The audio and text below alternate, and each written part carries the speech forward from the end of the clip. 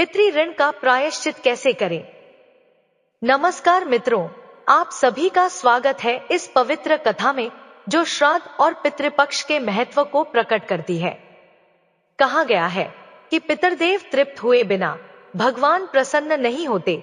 हर वर्ष जब पितृपक्ष आता है तो हमारे पूर्वज, हमारे कुलदेवता और पितर इस पृथ्वी पर उतरकर अपने वंशजों से तर्पण और श्राद्ध की अपेक्षा करते हैं। वे केवल अन्न और जल की अपेक्षा नहीं रखते, बल्कि चाहते हैं कि हम उनके स्मरण से अपनी आत्मा को शुद्ध करें। आज मैं आपको एक ऐसी अद्भुत कथा सुनाने जा रही हूँ, जहाँ एक ब्राह्मण की साधना, एक प्रेत की व्यथा और भगवान श्री कृष्ण का दिव्य उपदेश मिलकर हमें यह सिखाते हैं कि श्राद्ध केवल कर्मकांड नहीं, बल्कि आत्मा और पूर्वजों से जुड़ने का सेतु है। तो आइए मित्रों, इस पवित्र यात्रा पर चलते हैं और सुनते हैं पितृऋण का रहस्य की अनोखी कथा। प्राचीन समय में संतप नाम का एक ब्राह्मण तपस्या से सिद्धि प्राप्त कर चुका था। संसार की नश्वरता को समझकर वह वनवास में वैखानस मुनियों की भांति विचरण करता। एक दिन उसने तीर्थ यात्रा की इच्छा से प्रस्थान किया। उनके कदमों के साथ धरती पर धूल उड़ रही थी। मार्ग में मिलने वाले ग्रामवासी उनके चरण छूकर आशीर्वाद प्राप्त करते। वे सब उन्हें देवतुल्य मानते थे। परंतु संसार में सब कुछ साधक की इच्छा से नहीं होता। मनुष्य चाहे जितना नियंत्रित हो, किंतु पूर्व जन्म के संस्कार और कर्मफल उसे भटका ही देते हैं। संतप्त भी इस नियति के खेल से अछूते नहीं थे। यात्रा करते करते वे अनजाने मार्ग में भटक गए। जो पथ पहले सरल और स्पष्ट दिख रहा था, वह धीरे धीरे घनी झाड़ियों में विलीन हो गया। दोपहर का समय हो गया। सूर्य आकाश के मध्य में तप रहा था। तपती धूप में धरती से उठती गर्मी उनके पैरों को झुलसा रही थी। उनका कंठ शुष्क हो गया। जल की प्यास ने उन्हें व्याकुल कर दिया। संतप्त ने अपने चारों ओर दृष्टि घुमाई। कहीं कोई जलाशय, कहीं कोई नदी दिखाई नहीं दी। केवल सूखी मिट्टी, कांटे और जंगली लताएं ही नजर आईं। उन्होंने मन ही मन सोचा, यह भी मेरे कर्मों का फल है। शरीर को तपस्या से वश में किया, किंतु अब यह जल की अभिलाषा लिए तड़प रहा है। फिर भी मैं विचलित नहीं होऊंगा। जो होगा देखा जाएगा। अचानक दूर उन्हें एक विशाल वन दिखाई पड़ा। उस वन की छाया मानो किसी रहस्यलोक का द्वार प्रतीत हो रही थी। वृक्षों की ऊंचाई इतनी थी कि आकाश छिप गया था। उनके बीच से कोई मार्ग स्पष्ट नहीं दिख रहा था। संतप्त कुछ क्षण रुके। उन्होंने मन ही मन कहा, यह वन मार्ग अज्ञात है, किंतु संभव है भीतर कहीं जल हो। प्यास बुझाने के लिए मुझे इसमें प्रवेश करना ही होगा। वे धीरे धीरे उस वन की ओर बढ़े। उनके कदमों की आहट मानो आने वाले रहस्यमय घटनाओं का संकेत दे रही थी। ज्यों-ज्यों वे भीतर जाते, वातावरण और रहस्यमय होता जाता। कहीं से गिरते पत्तों की सरसराहट सुनाई देती, तो कहीं शाखाओं के टूटने की आवाज। कभी ऐसा लगता कि कोई पीछे पीछे आ रहा है, किंतु मुड़कर देखने पर केवल शून्यता दिखती। संतप्त मन ही मन बोले, यह वन साधारण नहीं है। यहाँ हर वृक्ष, हर बेल, हर छाया जैसे कुछ कहना चाहती है। यह नीरवता भी चीख रही है, किंतु मैं विचलित नहीं होऊंगा। मेरे कदम धर्म मार्ग के लिए उठे हैं और धर्म से बड़ा कोई भय नहीं। एक स्थान पर उन्होंने देखा कि दो वृक्ष इस प्रकार खड़े हैं, मानो किसी द्वार के प्रहरी हों। उनकी डालियां एक दूसरे में उलझी हुई थी और बीच से केवल एक संकरा मार्ग बन रहा था। संतप्त कुछ क्षण फिटके। उन्होंने कमंडल से जल का छींटा मारा और वेद मंत्रों का उच्चारण किया। फिर दृढ़ कदमों से उस मार्ग से भीतर प्रवेश किया। वन के भीतर प्रवेश करते ही वातावरण और भी दम घुटन हो गया। हवा भारी थी और पत्तों के बीच से छनकर आती धूप धुंधली प्रतीत हो रही थी। संतप्त का कंठ सूख चुका था। उन्होंने सोचा, निश्चित ही इस वन में कोई जलस्रोत होगा। हर वन में नदी, झरना या तालाब अवश्य होता है, किंतु यहाँ के वृक्ष तो किसी और ही लोक का आभास देते हैं। क्या मैं सही दिशा में हूँ? प्यास के कारण उनकी दृष्टि धुंधली होने लगी। उन्हें ऐसा लगा मानो वृक्षों की शाखाएं चल फिर रही हों। और पत्तियां उनके कानों में रहस्यमयी बातें कर रही हों। अचानक दूर से किसी जंगली पशु की दहाड़ सुनाई दी। वह स्वर इतना भयानक था कि वृक्षों की डालियां भी कांप उठीं। फिर कई दिशाओं से सियारों की हुआ गूंज उठी। संतप्त ने अपनी दंड को मजबूती से पकड़ा और मन ही मन प्रार्थना की, हे प्रभु, यदि यह मेरी परीक्षा है तो मुझे साहस देना।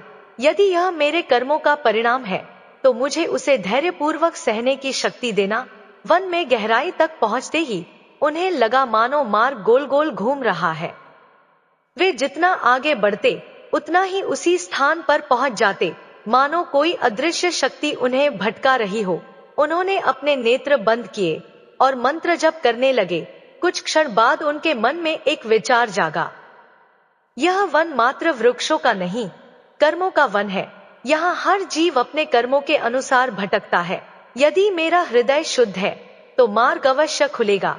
मंत्रोच्चार समाप्त करते ही उनकी दृष्टि के सामने एक दृश्य उभरा। घने वृक्षों के बीच से धुंध हटने लगी और एक ओर से हल्की जलध्वनि सुनाई दी। उनके मुख पर हल्की मुस्कान आई। जल, अंततः जल की ध्वनि, संभव है यह मेरे उद्धार का संकेत हो। वे उस ओर तेज कदमों से बढ़े, परंतु उन्हें यह ज्ञात नहीं था कि उस जलध्वनि में भी एक रहस्य छिपा है।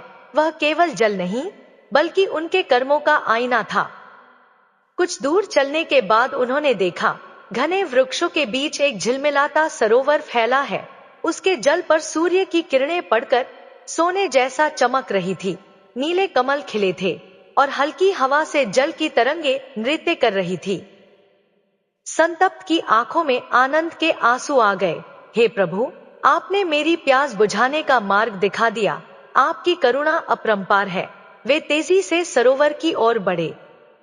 उनके कमंडल की थरथराती पकड़, उनके हृदय की धड़कन और प्यास से कांपती जिह्वा यह बता रही थी कि वे इस जल के बिना एक क्षण भी और सहन नहीं कर सकते। ज्यों ही वे जल के समीप पहुंचे और झुककर हथेली भरने लगे, जल की सतह अचानक धुंधली हो गई। सरोवर का जल एकदम से गायब हो गया। जहां अभी तरल लहरें थी, वहां केवल सूखी रेत दिखाई दी। संतप्त ने हैरानी से देखा, उनके हाथों में ना जल था, ना कमंडल भरा। उन्होंने गहरी सांस लेकर कहा, यह तो मृगतृष्णा है, मात्र भ्रम। यह वन केवल आंखों को छलने का कार्य करता है। परंतु अगले ही क्षण उसी रेत पर पुनः जल की तरंगे उभर आईं। अब सरोवर पहले से भी अधिक सुंदर दिख रहा था। उसमें सुनहरे मछलियां तैर रही थी और हवा में पुष्पों की सुगंध फैल गई थी। संतप्त ठिठक गए। उन्होंने नेत्र बंद किए और मंत्रोच्चारण करने लगे। मंत्रोच्चार के साथ ही दृश्य फिर बदल गया। जल, कमल, मछलियां सब विलीन हो गए। सामने केवल एक गहरी खाई दिखाई दी, जिसमें अग्नि की लपटें उठ रही थी। संतप्त के मन में द्वंद्व छा गया। क्या यह मेरी तपस्या की परीक्षा है या यह मेरे पिछले जन्मों के कर्मों का खेल है? यह जल क्यों बार बार मुझे लुभाता है और फिर अग्नि का रूप ले लेता है? उनके मन में उत्तर आया, हे साधक, जल और अग्नि दोनों तेरे कर्मों के प्रतीक हैं। जल तेरे सत्कर्मों का संकेत है जो तुझे शांति देंगे। अग्नि तेरे दुष्कर्मों का संकेत है जो तुझे जलाकर भस्म कर देंगे। इस वन में तुझे बार बार अपने भीतर झांकना होगा। संतप्त ने हिम्मत बांधकर खाई के पास कदम रखा।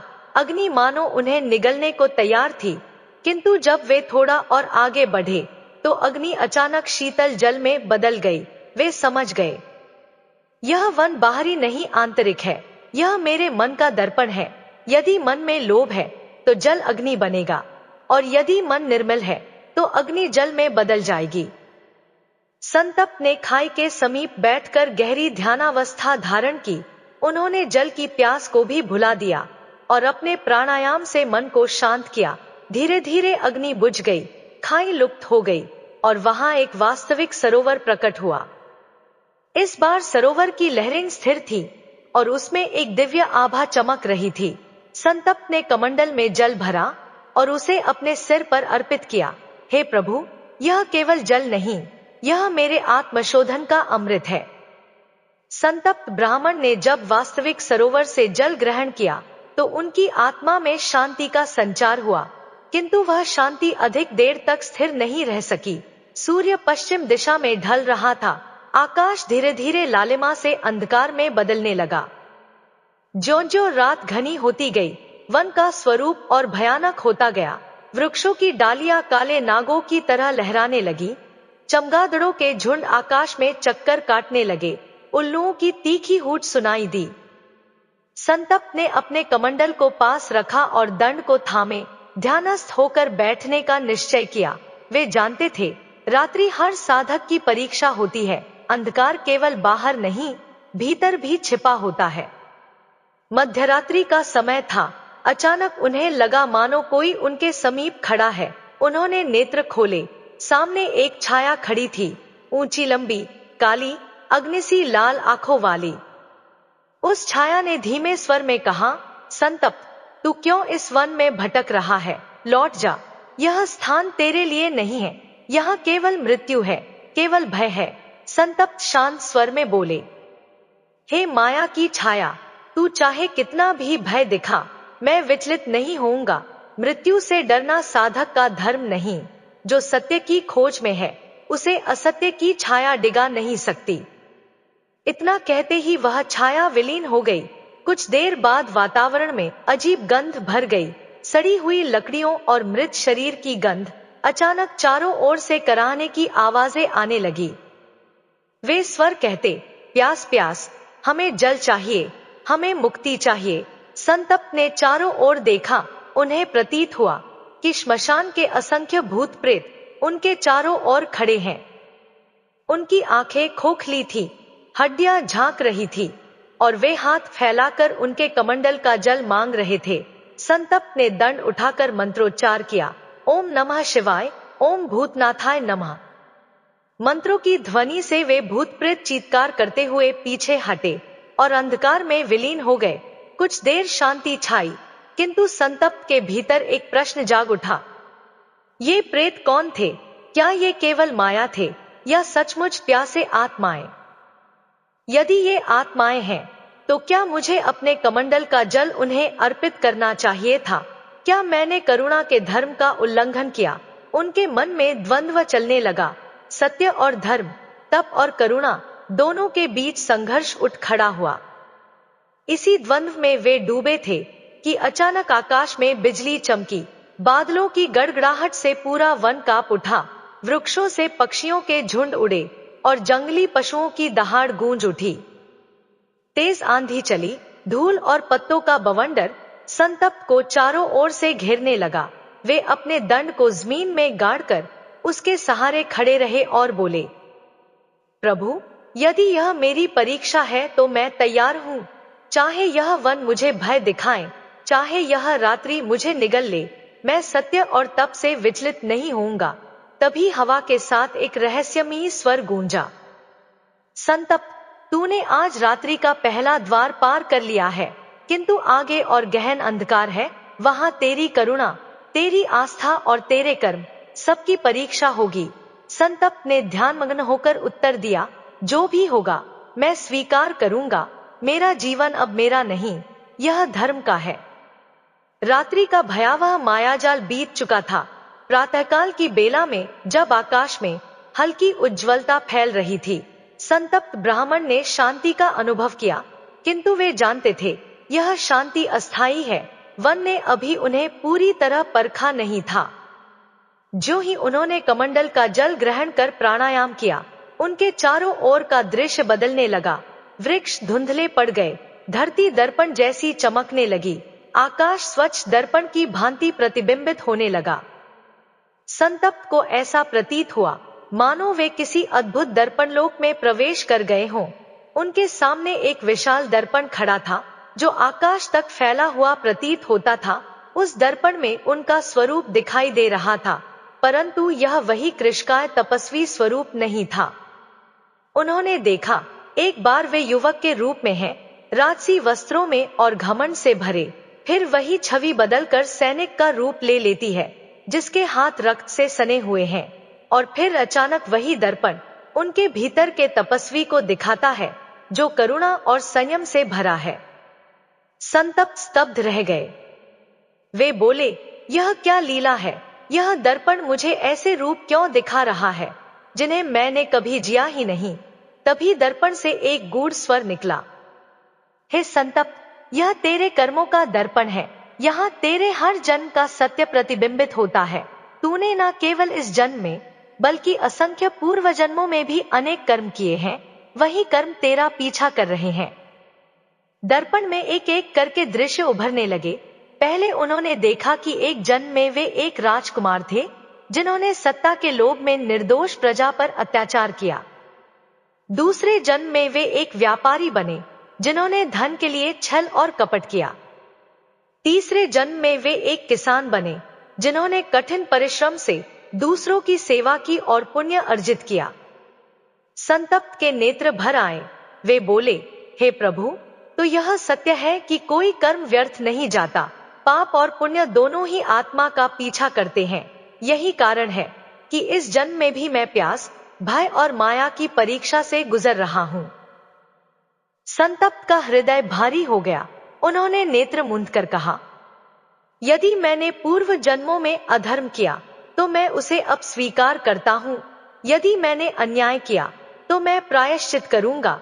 हे प्रभु, मुझे मार्ग दिखाइए। दर्पण से स्वर आया, हे साधक, तेरे तप का उद्देश्य यही है कि तू अपने भीतर के अंधकार को पहचान सके और उसे दूर कर सके। संतप्त ने गहरी सांस ली।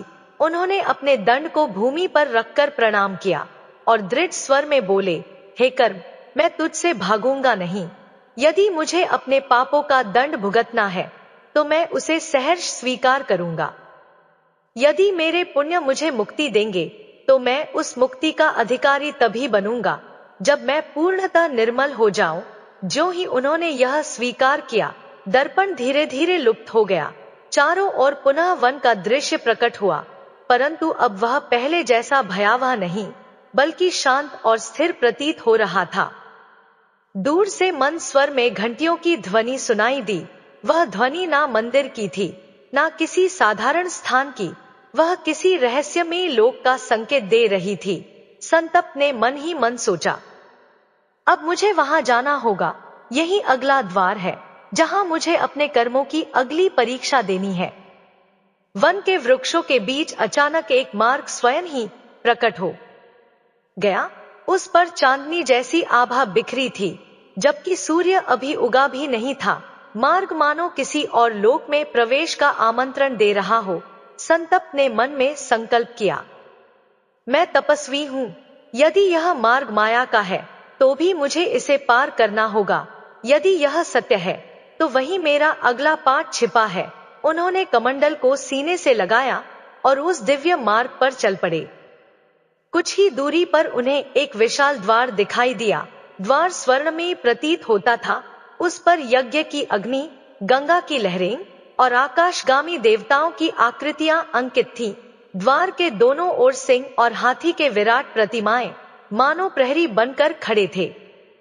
जो ही संतप्त निकट पहुंचे, द्वार स्वयं खुलने लगा और भीतर से अद्भुत प्रकाश प्रकट हुआ। अंदर प्रवेश करते ही संतप्त ने एक विशाल सभागार देखा। वहां असंख्य प्रेत, पिशाच और यक्ष एकत्र थे। उनके नेत्र लाल अग्नि जैसे थे, परंतु वे क्रोध में नहीं बल्कि प्रतीक्षा में बैठे प्रतीत हो रहे थे। सभागार के मध्य एक सिंहासन पर यक्षराज मणिभद्र विराजमान थे। उनका स्वर आकाश गर्जन जैसा था, स्वागत है संतप्त, तूने कर्मदर्पण का सत्य स्वीकार कर लिया है। अब तुझे उस सत्य का भार भी उठाना होगा।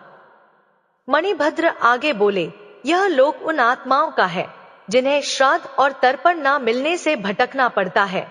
ये तेरे पूर्व जन्मों के समान ही अपने कर्मों का बोझ ढो रहे हैं। तू यहाँ इसलिए बुलाया गया है कि तू समझ सके। जब संतति अपने पितरों का स्मरण और श्राद्ध नहीं करती तो पितरों को कैसी भयंकर दशा भुगतनी पड़ती है। संतप्त ने विनम्रता से कहा, हे यक्षराज, यदि मेरे कर्म ही मुझे यहाँ लाए हैं तो कृपया मुझे बताइए, मैं इन आत्माओं का उद्धार कैसे कर सकता हूँ। अचानक सभागार में बैठे प्रेत एक साथ बोल उठे, उनकी आवाजें गूंजती हुई विलाप जैसी थी। हे विप्रदेव, हमारे वंशजों ने श्राद्ध नहीं किया, हमें पिंड और तर्पण का अन्नजल नहीं मिला, इसीलिए हम वायु और धूल चाटकर भटकते हैं। हमें मुक्ति चाहिए, हमें तर्पण चाहिए। उनके स्वर ने संतप्त का हृदय द्रवित कर दिया। मणिभद्र ने गर्जना की, हे संतप्त, अब तेरे लिए परीक्षा का दूसरा चरण है। तू इन प्रेतों के बीच उतरेगा और उनके कर्मों की कथा सुनेगा। जब तक तू उनके दुख का अनुभव नहीं करेगा, तब तक तेरी तपस्या अधूरी है, क्योंकि सच्चा तप वही है जिसमें साधक दूसरों के दुख को अपना मानकर सहता है। संतप्त ने हाथ जोड़कर कहा, यदि यही प्रभु की इच्छा है तो मैं इस अग्नि परीक्षा के लिए तैयार हूँ। यदि इन आत्माओं की पीड़ा सुनना और समझना ही मेरे मार्ग का अगला द्वार है, तो मैं सहर्ष इसे स्वीकार करता हूँ। तभी सभागार की दीवारें हिलने लगीं। प्रेतों ने एक भीषण स्वर में विलाप करना प्रारंभ कर दिया। चारों ओर से अंधकार का भंवर उठ खड़ा हुआ। संतप्त को लगा कि वे किसी और लोक में खिंचे जा रहे हैं, जहां उन प्रेतों की जीवन कथाएं उनके सामने खुलने वाली थी। धीरे धीरे अंधकार छंटा और उनके सामने एक सूना श्मशान जैसा लोक प्रकट हुआ। आकाश धुंधला था, वृक्ष सूखे और पत्तों से रहित थे। यहाँ ना दिन था ना रात, बस एक धूसर धुंध पसरी थी। संतप्त को चारों ओर असंख्य प्रेत दिखाई दिए। एक प्रेत संतप्त के निकट आया। उसका शरीर सूखा हुआ, मुख जले हुए लकड़ी के समान काला। उसने करुण स्वर में कहा, हे विप्र, मैं एक गृहस्थ ब्राह्मण था। जीवन भर मैंने यज्ञहवन किए, परंतु लोभवश कभी किसी अतिथि को तृप्त नहीं किया। जब मृत्यु आई तो मेरे पुत्रों ने श्राद्ध नहीं किया। अब देखो, मैं इस लोक में भूखा प्यासा भटक रहा हूँ। मुझे अनाज की एक भी दाना नहीं मिलता, वायु और धूल से पेट भरता हूँ। संतप्त की आंखों से आंसू झर पड़े। तभी दूसरा प्रेत आगे आया। उसका मुख विकृत था, आंखें गहरी खाई जैसी। वह बोला, मैं एक क्षत्रिय था। जीवन में वीरता दिखाने की बजाय मैंने कायरता चुनी। मृत्यु के बाद मेरे कुल में किसी ने तर्पण नहीं किया। मेरी आत्मा इस लोक में बंधी है। कभी कभी मुझे अपने वंशजों को सुख भोग करते देखना पड़ता है, पर मेरे लिए एक बूंद जल भी नहीं। उसकी करुण पुकार सुनकर संतप्त का हृदय और भी व्यथित हो उठा। अब एक नारी प्रेत सामने आई। उसके शरीर पर चिथड़े लटक रहे थे और उसकी आंखें आंसुओं से भरी थी। उसने कहा, मैं एक गृहिणी थी। जीवन में मैंने पति और सास ससुर की सेवा की, किंतु पुत्रवधू ने मुझे अपमानित किया।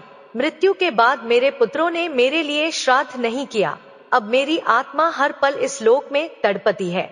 मुझे स्मरण नहीं, मुझे तर्पण नहीं, मैं पराई बनी भटक रही हूँ।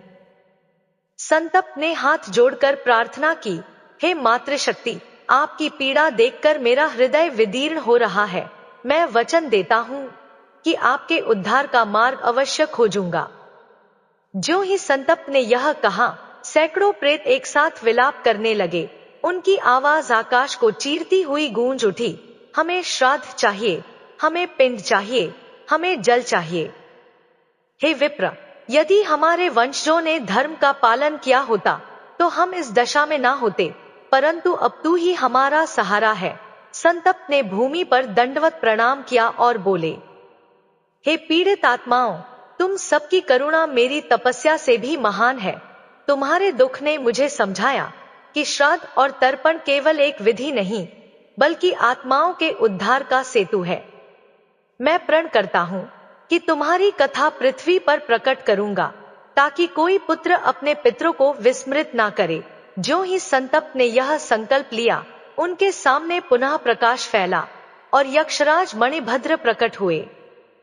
मणिभद्र ने कहा, संतप्त, तूने इन आत्माओं की पीड़ा देखी, उनकी कथा सुनी, अब तू योग्य हुआ है। पितृपक्ष का रहस्य जानने के लिए तेरी अगली परीक्षा है श्राद्ध का महत्व। यदि तू इसे समझ ले तो इन आत्माओं का उद्धार भी संभव है। संतप्त ने हाथ जोड़कर कहा, हे यक्षराज, मैं तैयार हूँ, कृपया मुझे आगे का मार्ग दिखाइए। और तभी लोक के आकाश से मंत्रों की गूंज उठी। मानो किसी अदृश्य आवाहन का प्रारंभ हो रहा हो। संतप्त ने देखा कि यक्षराज का स्वरूप और भी दिव्य हो उठा है। उनके चारों ओर ज्योतिर्मय आभा मंडल फैल गया था। मणिभद्र ने गंभीर स्वर में कहा, हे संतप्त, श्राद्ध केवल एक रीति नहीं, यह पितरों और जीवित संतानों के बीच अदृश्य सेतु है। मनुष्य जब मृत्यु को प्राप्त होता है तो उसका सूक्ष्म शरीर यमलोक की यात्रा करता है, परंतु जब तक पुत्र, पौत्र या वंशज उसके लिए पिंडदान और तर्पण नहीं करते, तब तक आत्मा को स्थिरता नहीं मिलती। तर्पण से आत्मा को जल मिलता है, पिंड से अन्न और श्राद्ध से पुण्य। यही तीनों उसे यमलोक से पितृलोक तक पहुंचाते हैं। वे आगे बोले, जब श्राद्ध होता है तब पितर संतुष्ट होकर अपनी संतानों को आशीर्वाद देते हैं। उनकी कृपा से घर में सुख शांति बनी रहती है, धन और अन्न की वृद्धि होती है और रोग, क्लेश तथा विपत्ति दूर रहते हैं। परंतु जब पितर असंतुष्ट होते हैं तो घर में कलह, दरिद्रता और अशांति का निवास होता है। यह सब पितृदोष कहलाता है। संतप्त ने विनम्रता से पूछा, हे यक्षराज, यदि कोई संतान ना हो तो उस आत्मा का क्या होता है? क्या उसे सदैव इसी दुख में भटकना पड़ता है? यक्षराज ने उत्तर दिया, नहीं विप्रवर, यदि संतान ना हो तो बंधु, मित्र या कोई सज्जन ब्राह्मण भी उसके लिए श्राद्ध कर सकता है। श्राद्ध का फल केवल रक्त संबंध पर आधारित नहीं है, बल्कि श्रद्धा पर आधारित है। इसीलिए इसे श्राद्ध कहा गया है। श्रद्धया दीयते इति श्राद्धम। जहां श्रद्धा है वहां पितरों को संतोष अवश्य प्राप्त होता है। मणिभद्र ने हाथ उठाकर आकाश की ओर संकेत किया। तुरंत संतप्त के नेत्रों के सामने 3 लोक प्रकट हुए। देवलोक, जहां देवता निवास करते थे, वहां श्राद्ध से देवता भी तृप्त होते हैं। पितृलोक, जहां संतुष्ट आत्माएं निवास करती हैं, वहां पितर प्रसन्न होकर आशीष देते हैं। प्रेतलोक, जहां असंतुष्ट आत्माएं तड़पती हैं, क्योंकि उन्हें श्राद्ध और तर्पण नहीं मिला। मणिभद्र बोले, देखो संतप्त, श्राद्ध से यह प्रेतलोक खाली हो सकता है, परंतु जब तक पृथ्वी पर लोग अपने पितरों का स्मरण नहीं करेंगे, यह लोक पीड़ित आत्माओं से भरा रहेगा। अब यक्षराज ने समय का रहस्य बताया। पितरों को तृप्त करने का सबसे उत्तम समय है पितृपक्ष। भाद्रपद मास की पूर्णिमा से लेकर आश्विन मास की अमावस्या तक। जब सूर्य कन्या राशि में होता है तब पितर पृथ्वी पर आते हैं। उस समय श्राद्ध करने से वे संतुष्ट होकर वापस पितृलोक जाते हैं, परंतु यदि इस अवधि में उनका सम्मान ना किया जाए तो वे रुष्ट होकर शाप भी दे सकते हैं। संतप्त ने यह सब सुनकर अपने नेत्र बंद कर लिए। उनके हृदय में विचार उठा, हे भगवान, कितनी आत्माएं केवल इसलिए भटक रही है क्योंकि उनके वंशज अज्ञानवश श्राद्ध नहीं करते। यह रहस्य तो प्रत्येक मनुष्य तक पहुंचना चाहिए ताकि कोई आत्मा व्यर्थ पीड़ा ना सहे। उन्होंने हाथ जोड़कर कहा, हे यक्षराज, आप कृपा करके मुझे वह ज्ञान दें जिससे मैं मानव लोक को जागरूक कर सकूं। मैं प्रण करता हूं कि जहां तक संभव होगा वहां तक पितरों की महिमा का प्रचार करूंगा। मणिभद्र ने प्रसन्न होकर कहा, संतप्त, तू वास्तव में योग्य है। अब तुझे अगली शिक्षा दी जाएगी, श्राद्ध की विधि। क्योंकि केवल महिमा जानना ही पर्याप्त नहीं, उसके आचरण की विधि समझना भी आवश्यक है। तैयार हो जा, क्योंकि अब तुझे स्वयं श्राद्ध कर्म का अनुभव करना होगा। इतना कहकर मणिभद्र ने अपने हाथ से एक ज्योतिर्मयी पिंड उठाया और संतप्त के कमंडल में रख दिया। वह पिंड जलती अग्नि की तरह प्रकाशमान था, किंतु उससे शीतलता निकल रही थी। संतप्त विस्मित होकर बोले, यह क्या है? मणिभद्र मुस्कुराए, यह पितृपिंड है, इससे तुझे श्राद्ध की वास्तविक शक्ति का अनुभव होगा। संतप्त ने श्रद्धापूर्वक उसे दोनों हाथों में उठाया। उनके हृदय में विचार उठा, यह पिंड केवल अन्न का नहीं, बल्कि श्रद्धा और संस्कार का प्रतीक है। यदि इसमें श्रद्धा ना हो तो यह मात्र मिट्टी है, और यदि श्रद्धा हो तो यह आत्माओं के लिए अमृत समान है। यक्षराज ने गंभीर स्वर में कहा, सुनो संतप्त, श्राद्ध की विधि में 3 प्रधान तत्व हैं। पहला श्रद्धा, हृदय की सच्ची भावना। दूसरा पिंड, अन्न का प्रतीक, जो शरीर का आधार है, और तीसरा तर्पण, जल, जो जीवन का सार है। अब तुम इस रहस्यमयी लोक में श्राद्ध का अनुष्ठान करोगे। इससे तुम प्रत्यक्ष देखोगे कि पितरों की आत्माएं किस प्रकार तृप्त होती हैं। संतप्त ने भूमि को शुद्ध किया और उत्तराभिमुख बैठ गए। उन्होंने कुशा की आसन बिछाई और कमंडल से जल लेकर आचमन किया। फिर उन्होंने वैदिक मंत्रों का उच्चारण प्रारंभ किया। ओम पितृभ्यः स्वधा नमः। जैसे ही उन्होंने यह मंत्र बोला, वहां उपस्थित असंख्य प्रेत एकदम शांत हो गए। उनकी करुण पुकार रुक गई और उनके मुख पर आशा की झलक उभर आई। संतप्त ने उस ज्योतिर्मय पिंड को भूमि पर रखा। उस पिंड से स्वयंमेव सुवासित धूप की लहरें उठने लगी। संतप्त ने कहा, हे पितृगण, यह पिंड श्रद्धा सहित आपको अर्पित है। यदि मेरे कर्मों में कोई शक्ति है तो आप तृप्त हों और अपनी पीड़ा से मुक्त हों। जो ही पिंड भूमि पर रखा गया, असंभव दृश्य घटित हुआ। प्रेतात्माएं धीरे धीरे बदलने लगी। उनके काले कृशकाय शरीर उज्ज्वल हो उठे। उनकी आंखों से आंसू की जगह आनंद की धारा बहने लगी। उनके मुख से एक ही स्वर गूंजा, हम तृप्त हो गए। संतप्त विस्मित रह गए। उन्होंने प्रत्यक्ष देखा कि श्राद्ध आत्माओं को न केवल अन्नजल देता है, बल्कि उनके हृदय को भी शांति और मुक्ति प्रदान करता है। इसके बाद संतप्त ने कमंडल से जल लेकर तर्पण किया। मंत्र उच्चारित करते हुए उन्होंने जल को भूमि पर छोड़ा। जल की बूंदें गिरते ही वह भूमि हरी भरी हो गई। जहां पहले धूसर धुंध फैली थी, वहां पुष्पों की लताएं और मधुर वायु बहने लगी। यक्षराज ने कहा, देखा संतप्त, यही तर्पण का प्रभाव है। जल ही जीवन है। जब वंशज तर्पण करते हैं तो आत्माओं को जीवन की ऊर्जा मिलती है। इसीलिए पितरों के लिए जल दान अनिवार्य माना गया है। अनुष्ठान के अंत में संतप्त ने दोनों हाथ जोड़कर प्रणाम किया। हे पितृगण, यदि इस विधि से आपको संतोष मिला हो तो कृपया मुझे आशीर्वाद दे कि मैं मानव लोक को यह ज्ञान सुना सकूं। तभी आकाश से आशीर्वाद की वर्षा हुई। पितरों की आत्माएं प्रकाशपुंज में विलीन होने लगी। उनके जाते जाते शब्द गूंजे, हे विप्र, तूने हमारे उद्धार का मार्ग खोल दिया। तेरे कारण अनेक आत्माएं मुक्ति पाएंगी। मणिभद्र ने प्रसन्न होकर कहा, संतप्त, तूने श्राद्ध की विधि को प्रत्यक्ष अनुभव किया है। अब तुझे यह रहस्य मानव लोक में प्रकट करना होगा, क्योंकि यही तेरे जीवन का सच्चा तप है। तप केवल आत्म कल्याण के लिए नहीं, बल्कि लोक कल्याण के लिए है। संतप्त ने गंभीरता से प्रण किया, हे यक्षराज, मैं वचन देता हूं कि यह संदेश संसार तक पहुंचाऊंगा। कोई भी पुत्र अपने पितरों को भूले नहीं। यही मेरी साधना का लक्ष्य होगा। इतना कहते ही आकाश से दिव्य शंखनाद हुआ। यक्षराज ने कहा, अब तेरी अगली शिक्षा है पितृऋण का प्रायश्चित, क्योंकि सभी के पास पितरों का ऋण होता है और उसका परिमार्जन ही धर्म का सार है।